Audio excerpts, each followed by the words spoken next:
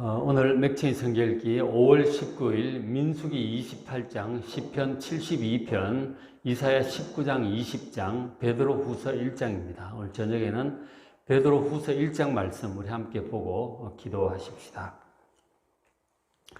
베드로후서는 전체적으로 이 하나님의 이 보배로운 구원의 약속, 보배로운 이 구원이 어떤 것인지를 아주 선명하게 잘 보여줍니다. 그래서 이제 베드로후서 전체 내용은 소개 영상을 베드로후서 소개 그 영상을 한번 유튜브에서 찾아보시길 바랍니다. 오늘은 이제 그 베드로후서 1장을 이제 보는데 그 베드로후서를 사도 베드로가 쓰게 된 계기가 저렇게 있죠. 1장 12절에 그러므로 너희가 이것을 알고 이미 있는 진리에 서 있으나 내가 항상 너희에게 생각나게 하려 하노라. 그리고 14절에 이는 우리 주 예수 그리스도께서 내게 지시하신 것 같이 나도 나의 장막을 벗어날 것이 임박한 줄을 알미라. 그렇게 얘기를 해요. 무슨 뜻인 것 같아요? 장막을 벗어난다는 게 죽을 때가 다 된 것 같다. 이 말씀이에요. 그러니까 예수님께서 깨닫게 해주신 거죠. 이제 이 땅의 사역을 마치고 주님께로 올 때가 되었다. 그렇게 이제 알게 해주신 것 같아요. 베드로가 어떻게 죽은지는 우리가 이제 초대교회 전성에서 우리가 들어서 알고 있는 대로 로마 교회에서 순교를 이제 하죠. 그러니까 네로 황제 로마 네로 황제 박해 때 기독교계 지도자로 이제 붙잡혀서 순교를 당하게 되는데 그때 이제 예수님처럼 자기가 이제 바로 그렇게 십자가에 매달려 죽을 수는 없다. 그래서 거꾸로 십자가에 그렇게 매달려 죽었다고 그러죠. 쿠오바디스 영화에 보면은 우리 그런 장면들을 볼 수가 있는데 어쨌든 그런 자기 죽음의 때, 순교의 때가 다 되었다고 하는 것을 주님께서 알게 하셨어요. 그래서 마지막 유언과 같이 이렇게 남긴 편지가 베드로후서 2장입니다. 주 이제 목적은 12절에 있듯이 이미 알고 있는 이 진리, 예수군의 복음이죠. 그 복음에 굳게 서 있고 그리고 항상 그 예수 복음을 잘 생각하고 복음에 굳게 서 있게 하기 위해서 이 베드로후서를 썼던 것이죠. 그래서 이제 보면 1장 16절에 우리 주 예수 그리스도의 능력 강림하심 이것을 너에게 알게 하는 것이 교묘한 이야기를 다른 것이 아니다. 이런 얘기를 하죠. 그러니까 예수 그리스도의 이 구원의 능력 많은 기적을 행하시고 말씀을 하셨는데 그 구원의 능력 그리고 강림하심 다시 오실 것에 대해서 오셔야 이제 새하늘과 새 땅이 이루어지고 구원의 완성이 되잖아요. 베드로서 3장에 보면은 새하늘과 새 땅 얘기도 하고 있어요. 그 강림하심에 대해서 예수 그리스도의 구원에 대해서 사도 베드로가 이렇게 쭉 가르쳤는데 그것이 교묘히 만든 이야기를 따른 것이 아니다 하는 거죠. 교묘히 만든 이야기를 따른 것이 아니다. 그렇게 얘기를 해요. 이 이야기라고 하는 헬라 원어를 보면 미토스라고 되어 있는데 영어로 myth 있죠. myth. 그러니까 신화를 얘기하고 있습니다. 신화라고 이제 번역을 하는 건데 저 교묘히 만든 그런 얘기를 따른 것이 아니다. 그리고 신약 성경에 디모데전서에 보면은 허탄한 신화를 좇지 말라. 이렇게 신화라고도 번역을 하고 디도서에서는 유대인들 허탄한 이야기를 따르지 말라. 그렇게 얘기를 하고 미토스를 그렇게 번역을 하고 있어요. 그러니까 이제 그리스 로마 신화 같은 거, 그런가 하면 유대인들의 위경에 나오는 그런 옛날 고대의 그런 전혀 근거 없는 그런 얘기들, 그런 것들을 따르지 말라 하는 거예요. 그런 것들을 따른 것이 아니다. 그런 것들과는 전혀 다른 것이다. 그렇게 얘기를 하고 있어요. 그러니까 미토스라고 하는 이야기라고 하는 단어는 그러니까 교묘히 만든 얘기예요. 요즘 뭐라 픽션이죠, 픽션. 요즘 우리 드라마, 영화 이런 거 재밌게 보는데 그거 다 만든 얘기들이에요. 그걸 아주 재밌게 이제 보잖아요. 현실인 것처럼 보고 이제 그렇게 하는데 요즘 또 그 드라마 같은 경우는 웹툰이 있잖아요. 이제 네이버 이런 데 하는 만화가 있단 말이에요. 그럼 만화가 인기가 있으면 그것을 이제 드라마로 만들고 그렇게 하잖아요. 정말 만든 얘기들이에요. 아주 그럴듯하게 재미있게 만든 얘기들이죠. 듣다 보면 혹해가지고 세월 가는 줄 모르고 이제 보잖아요. 그런 것들은 사실이 아니에요. 다 만든 얘기들이에요. 아무리 재미가 있어도 만든 얘기들이라는 거죠. 그래서 지금 그리스 로마 신화도 마찬가지고 유대인들에게 허탄한 얘기들 다 마찬가지 만든 얘기들이라고. 만든 얘기들. 근데 이 지금 예수 구원의 복음 같은 경우는 그렇게 교묘히 만든 얘기가 아니다 하는 거예요. 그런 얘기가 아니고 이것은 정말 그것들과 전혀 다른 얘기라고 지금 말씀을 하고 있습니다. 지금 이제 사도들이 전한 예수 구원의 복음은 지금 사도 베드로는 그것 때문에 지금 목숨까지 걸고 있는 거 아니에요. 그것 때문에 순교를 당한다니까요. 그 부인하면 살려주겠다고 할 때 그럴 수가 없는 거죠. 우리나라에서도 순교자들이 있고 그랬지만은 예수 부인하면 살려주겠다는 거예요. 그래도 죽었으면 죽었지 부인할 수 없다는 거예요. 왜냐하면 그것은 사실이기 때문에. 목숨 걸고 지켜야 할 그건 구원의 사실이고 진리이기 때문에 부인할 수 없는 것입니다. 베드로도 그것 때문에 죽어가는 거라고. 그런 교묘히 만든 얘기들하고 예수 구원의 복음은 아주 다른 거예요. 이것은 목숨 걸고 지켜야 할 진실이고 사실임을 믿으시길 바랍니다. 베드로가 지금 그렇게 목숨을 걸고 있는 것이죠. 교묘히 만든 그런 신화나 허탄한 얘기들하고는 드라마 같은 얘기들하고는 아주 질적으로 다른 정말 우리 유일한 사실이고 진리고 구원의 복음입니다.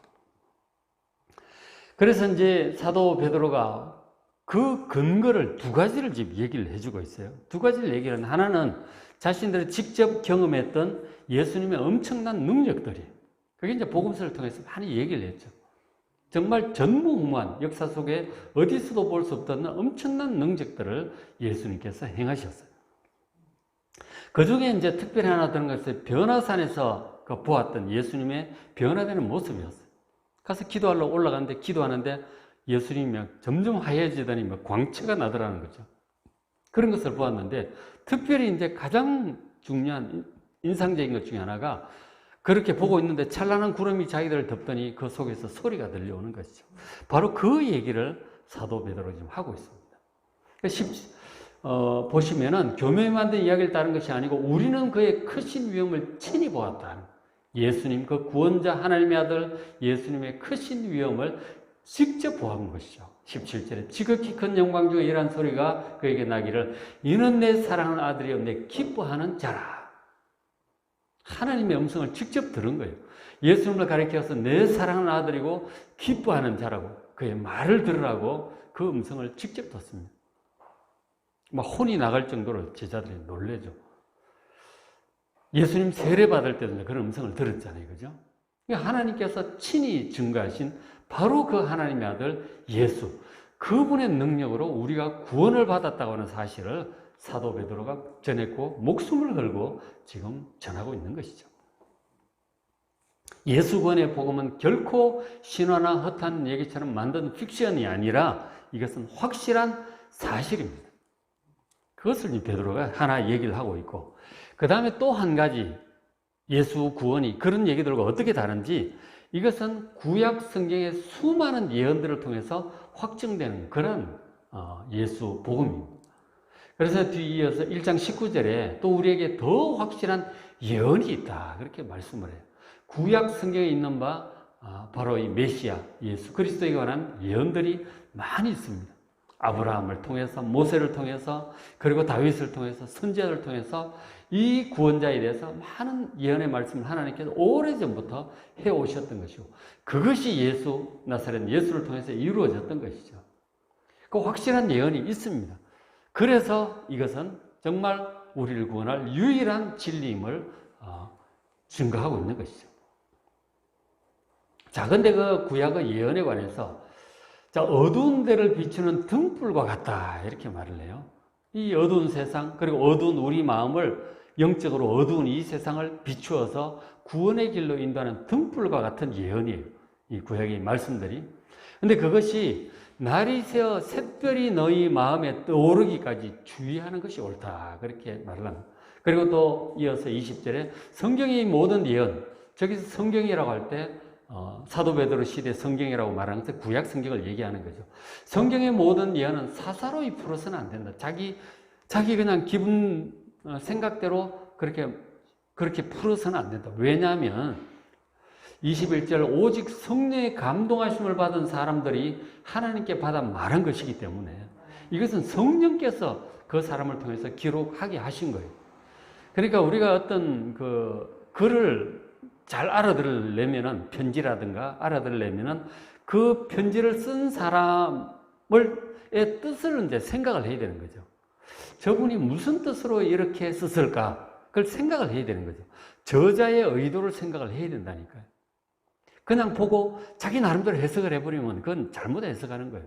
말한 그 사람의 뜻을 오해하는 거죠. 하나님께서 우리의 구원을 위해서 메시아에 대해서 예언하시고 하나님 뜻을 말씀을 하셨는데 그 성령께서 감동을 주셔서 그렇게 하셨단 말이에요. 그러니까 하나님의 뜻을 잘 생각을 하면서 해석을 해야 되는 거예요. 하나님께서 무슨 뜻으로 이런 말씀을 하셨을까? 생각을 하면서 해석을 해야 돼요. 자기 나름대로 사사로이 되는 대로 해석을 하면 안 되는 거죠. 그렇죠? 성경은 해석을 할 때, 읽을 때 그냥 막 하면 안 돼요. 하나님의 뜻을 생각을 하면서 해야 되는 거죠. 하나님의 뜻을 우리가 성경 해석의 원칙에 대해서 종교개혁자들이 그렇게 얘기를 했었는데 성경은 성경으로 해석한다. 성경의 다른 구절들 이렇게 맥락 속에서 해석을 바르게 하도록 그렇게 권면을 하고 있습니다. 그리고 성령께서 우리가 기도하면 또 깨닫게 해주십니다. 그렇게 해야지 그냥 자기 나름대로 막 하면 안 돼요. 그러면 이제 이단이 되는 거죠. 그렇죠? 이단이 왜 이단이 되느냐? 산에 올라가서 뭐 정말 공부도 하지도 않고 배우지도 않고 그냥 자기 나름대로 해석 다 해버리는 거예요. 이상한 해석이 나오는 거예요. 성경 전체적인 맥락을 보면 그게 아닌데 단어를 갑자기 이제 생각이 안 나. 어쨌든 그런 예들이 있어요. 단어를 이상하게 해석하는 경우들이 있어요. 전에 이제 성경에 그 시편 23편에 보면은 하나님이 나의 목자가 되시고 나를 푸른 초장에 눕히신다고 그랬는데 아니 초장이 빨갛지 왜 푸르냐? 그죠? 초장이 빨갛습니까? 파랗습니까? 회 찍어 먹는 초장은 빨간데 푸른 풀밭 초장은 이제 푸르죠. 그죠? 그것을 그리 이상하게 해석을 하는 경우입니다. 하나님께서 원수들 앞에서 내게 상을 베푸신다고 했을 때 이 상이 경기에서 이긴 상을 주는 것으로 그렇게 생각을 하는 사람들이 많아요. 그게 아니고 잔치상을 차려준다는 얘기예요. 그런 건 단어 하나인데 성경 문맥이라든가 이것을 아주 이상하게 해석하는 경우가 많아요. 이단들이 특히 보면 아주 이상한 해석들을 많이 해요. 그런 것들을 좀 정확히 해야 되고, 그러니까 원어도 봐야 되고, 신학 공부도 해야 되고, 그래서 제대로 배운 분한테 좀 배우기도 해야 돼. 그래야지 그렇게 하지 않고 그냥 나름대로 해버리면 전혀 엉뚱한 해석이 나오는 거예요. 그러니까 사사로이 해석하지 않도록 하나님의 본 뜻이 무엇일까를 깊이 생각하고 앞뒤를 살펴보고 성경 전체적인 맥락에서 보고 성령께 기도하고 그래서 바르게 깨달았고 그 잘 배우고 바르게 깨달아야 되는 것이죠. 저자이신 하나님의 뜻을 생각하면서 해석을 해야 된다. 사사로이 풀 것이 아니다 하는 것이죠. 그래서 어두운 데를 비추는 등불처럼 날이 새어 샛별이 우리 마음에 떠오를 때까지 좀 신중하게 봐야 됩니다. 성경을 잘 모를 때는 또 모르는 대로 넘어가기도 하고 물어보기도 하고 그렇게 하는데 영 이렇게 이해가 잘 안 될 때는 이게 그냥 좀 덮어두세요. 넘어가시고 그 등불이 날이 새어 샛별이 마음에 떠오르기까지 다 깨달아질 때까지 제대로 깨달아질 때까지 좀 보류하는 게 좋습니다. 억지로 해석할 것이 아니고 무리하게 해석하면은 이상한 해석이 나와요. 영 이해가 안 되고 그러면은 좀 미뤄두는 게 좋다는 거죠. 어쨌든 이 성경 말씀 속에 바로 예수 구원의 복음에 관한 충분한 많은 예언의 말씀들이 있다고 하는 사실을 이제 사도 베드로가 얘기를 하고 있는 거예요. 구약 성경에 기초한 이런 것, 그리고 자기들이 직접 모시고 섬기고 다녔던 그 예수님께서 행하셨던 모든 일들과 영광스러운 모습과 그 말씀들을 통해서 예수 구원의 복음이 이 그 신화 만든 신화나 재미있으라고 만든 얘기들, 허탄한 얘기들 이런 것과는 전혀 차원이 다른 정말 유일한 우리 구원의 진리고 사실임을 믿으시기 바랍니다. 그 얘기를 베드로 사도가 1장 후반에 이렇게 해주고 있어요. 왜 그러냐면 그 베드로서 2장에 보면 그 이단들에 대한 얘기를 하고 있어요. 그런 이단들 때문에 그런 이단들이나 뭐 신화나 이런 얘기들과는 차원이 다른 유일한 진리임을 지금 다시 한번 강력하게 말씀을 하고 있는 것이죠. 그리고 이제 그래서 그 앞에 1장 4절 앞부분 다시 돌아가면 1장 4절 이로써 그 보배롭고 지극히 큰 약속 바로 우리를 구원하시고 구원의 완성의 날 그 새하늘과 새 땅에 이르기까지 이끌어 가실 거라고 하는 그 구원의 약속이에요. 이 보배롭고 지극히 큰 약속을 우리에게 주셨단 말이에요. 이렇게 주셨어요. 그래서 이 구원의 약속을 받은 사람, 구원받은 사람이죠. 예수 믿고 죄 용서받고 거듭나고 하나님 자녀가 된 사람. 그 사람은 이제 어떻게 되느냐면 이제 삶이 변화를 하게 되죠. 그래서 우리에게 주사 이 약속으로 말미암아 이 복음으로 말미암아 내가 정욕 때문에 세상에서 썩어질 것. 우리가 세상 사람들 사는 것과 똑같은 방식으로 육신의 이제 정욕을 따라 살면 그냥 그것 쫓다가 그냥 멸망하는 거죠. 그렇게 살다가 끝나지 않고 정말 우리가 하나님과 관계가 회복이 되고 죄를 용서받고 관계가 회복이 되고 그리고 영원한 그 구원을 소망하며 살아가게 되잖아요. 그래서 하나님의 음성을 듣고 성령의 인도하심을 따라서 그 말씀에 순종하여 살아가잖아요. 그렇게 살아가기 때문에 그렇지 않은 사람들은 세상 정욕을 따라 살아가요. 육신이 원하는 대로 그저 돈 벌고 누리고 그것만 구하다 가는 거죠. 근데 우리는 이 구원을 바라보면서 가잖아요. 하나님의 말씀을 듣고 말씀에 순종하면서 간단 말이에요. 그렇게 하니까 신성한 성품에 참여하게 되는 거예요. 하나님께 속한 이 신성한 성품이 점점 우리 속에 인격 속에 삶을 통해서 드러나게 되는 거죠. 육신의 정욕을 따라 사는 사람에게는 그런 게 나타날 수가 없는 거예요. 하나님의 말씀을 듣지도 않고 그저 육신의 정욕을 따라가기 때문에. 그러나 우리는 하나님을 섬기고 말씀을 듣고 믿고 순종하고 가니까 신성한 성품, 하나님에 속한 성품들이 우리 속에 점점 그렇게 나타나게 됩니다. 그렇게 하면 이제 하나님 아버지를 점점 닮아가게 되는 거죠. 우리가 하나님의 자녀일진데 당연히 아버지를 닮아가는 게 정상이에요. 그 닮아가는 어떤 그런 것을 성령의 열매라고도 하죠. 사랑이라고 화평이란 성령의 열매라고도 하고 여기서는 신성한 성품이라고 그렇게 표현을 하고 있습니다. 하나님께 속한 신성한 성품에 우리 속에 이제 나타나게 되는 것이죠. 그렇게 닮아가게 되면 그것이 우리가 구원받은 사람이라고 하는 증거가 돼요. 그런 것들이 나타나는 것을 보면 점점 세월이 이제 나이가 40대, 50대, 60대, 70대 가면서 점점 신성한 성품이 이렇게 나타나게 되는 걸 볼 때, 저분 정말 구원받은 사람이구나, 하나님의 자녀구나, 라는 것을 알게 되는 거죠. 우리가 육신의 정욕을 따라 살 것이 아니고 하나님의 말씀을 잘 듣고 믿음과 순종으로 소망 가운데 살아가는 여러분 되시길 바랍니다. 그래야 이 신성한 성품이 나타나는 거죠. 신성한 성품이 나타나는 거죠. 그 증거이기도 하고 동시에 그렇게 되면 그것이 우리의 믿음을 더욱 굳건하게 합니다. 믿음이 약해지면 육신의 정욕을 자꾸 따라 살게 되면 믿음이 점점 약해지잖아요. 그러다가 떠내려가는 수가 있는 거죠. 그렇게 안 되려면 말씀을 잘 듣고 순종하고 신성한 성품이 점점 나타나야 되는 거죠. 그래야 떠내려가지 않는다는 거예요. 세상적인 것이나 육신적인 것, 허탄한 가르침 그거 따라가고 떠내려가 버리는 수가 있단 말이에요. 그렇게 되지 않으려면 정말 신성한 성품이 점점 더 강력하게 나타나야 돼요. 그런 사람은 결코 떠내려가지 않는다는 거죠. 그래서 그 신성한 성품에 대해서 좀 더 말씀을 해주고 있어요. 베드로서 1장 5절에 신성한 성품이 어떤 것인지 얘기를 해줘요. 그러므로 너희가 더욱 힘써 너희 믿음에 덕을 더하고 덕의 지식의 절제를 인내, 경건, 형제, 우애, 사랑을 더하라 이렇게 돼 있죠. 여러 가지 쭉 한 7가지인가요? 나오죠. 8가지. 8가지 신성한 성품에 대해서 말씀을 해주겠는데 끝에 이제 믿음에 덕을 더하라 그러죠. 이 더한다는 헬라 단어가 이제 무슨 뜻이냐면 이제 합창단이나 연극 공연을 할 때 비용을 댄다 그런 뜻이에요. 비용을 댄다 하고 그런 단어인데 그러니까 말하자면 더 풍부하게 공급하고 지원한다 그런 뜻이에요. 그러니까 이제 첫 번째부터 보면 우리가 믿음의 덕을 더하라 그랬단 말이에요. 우리가 믿음으로 구원받잖아요. 예수를 믿음으로 의롭게 되고 구원받습니다. 그렇게 해서 하는데 믿음이 정말 중요해요. 근데 이제 믿음에만 머물러 있어서는 안 된다는 거예요.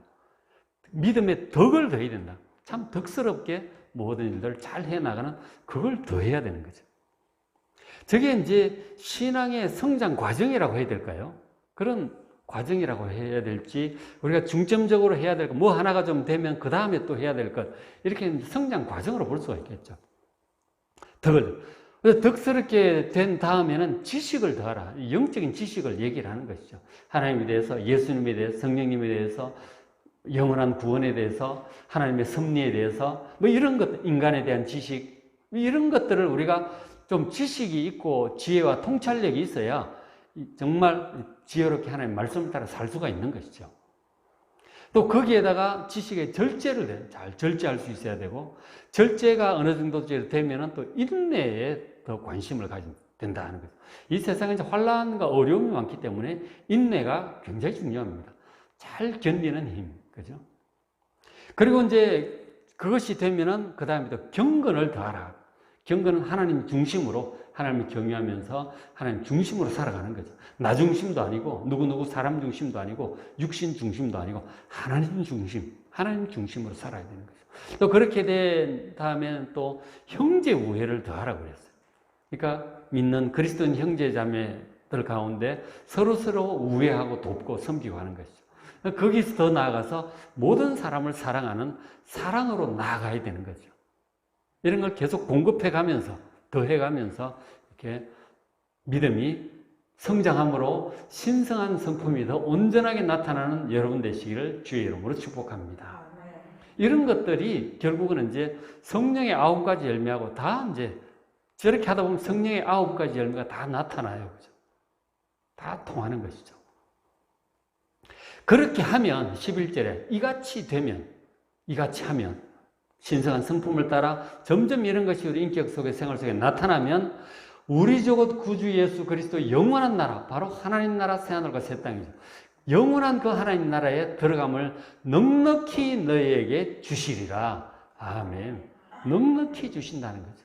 근데 우리가 신성한 성품에 신경 쓰지 않고 그냥 육신을 따라서 계속 살아가면 이런 것들이 잘 안 나타날 거 아니에요. 그러면은 겨우겨우 가는 거죠. 가다가 미끄러질 수도 있고, 막. 가다가 넘어지면 한참 헤매다가 허송세월하고 뒤늦게 일어나는 수도 있고, 막 그렇단 말이에요. 그렇게 되지 않고 흔들림 없이 쫙 가려면은 이런 것들을 해야 되는 거죠. 그죠? 육신의 정욕을 따라 살 것이 아니라 정말 하나님 중심으로 말씀을 듣고 묵상하고 믿음과 순종으로 해서 저런 것들이 우리 생활 속에 점점 더 풍성하게 나타나서 정말 구원받은 하나님의 자녀라는 확실한 증거가 나타나고, 그리고 예수 그리스도의 나라에, 영원한 나라에 넉넉히 들어가는 여러분 되시기를 주의 이름으로 축복합니다.